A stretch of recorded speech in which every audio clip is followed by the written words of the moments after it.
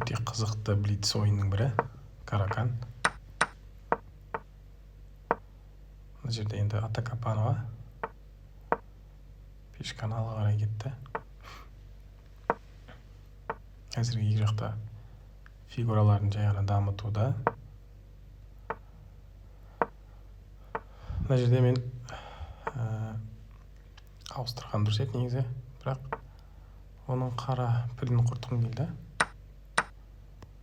Әзірге қараларға плюс 1 беріп тұр. Мен дұрыс ход тапқан екем. Осы жерде атты жеген дұрыс деп тұр. Көрейік сонда не болады екен. Атты жесек ол жейді. Біз мұнда қоямыз. Ол біздің пешканы жейді. Біз қалаған екі пешканы біреуін жейміз. Шах береді, жабамыз. Сонда плюс 2 пешка беріп тұр бізге. Бұлай жалғасуға да болатын еді, бірақ мен пешканы жедім. Сол үшін маған тек қана 0 тең ойын беріп тұр. Шах беріп не болады еді, бірақ ол мен пешкамды жеді. Мынау енді зевок. Бұл енді автомат кетіп қойған нәрсе. Автомат кетті. Бұл жерде енді қарап отырсаңыздар, әрине ақтар тек қана жеңіске ойнайды, бірақ бұл мен әлі біткен жоқ.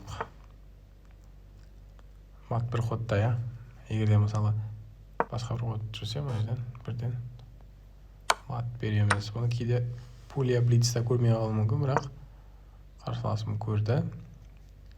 Сондықтан былай жапты. Блокировка.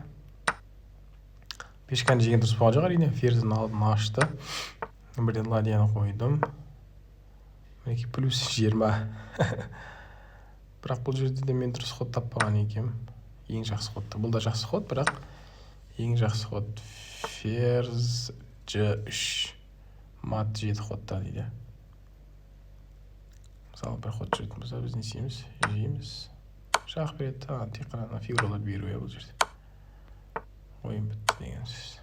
Яғни қорғаныш жоқ бұл маттан. Бірақ мен бұны тапқан жоқ екем. Бірақ тапқаным мына ход ладья связкая. Сонда пешка жей алмайды. Ол не жүрді? Матта көрмей қалды. Оған негізінде құтылуға мүмкіндік болған екен. Бұлай жүрсе қашып кетуге болады екен. Бірақ әрине көп нәрседен айырылады. Шах. Мұнда шах. Соңында мат бар ма? Мат жоқ, бірақ көптеген шығындар бар. Мінекей осындай қызық ойын. Каракан. Ойын жақсы басталды. Мына жерде мен енді атты бере салғаным әрине үлкен қателік. Ферзь кетті деп бірден не қоямын деп ойлағам ғой. Сөйтсем өкінішке орай. Бірақ енді ойынның соңы әйтеуір осылай әдемі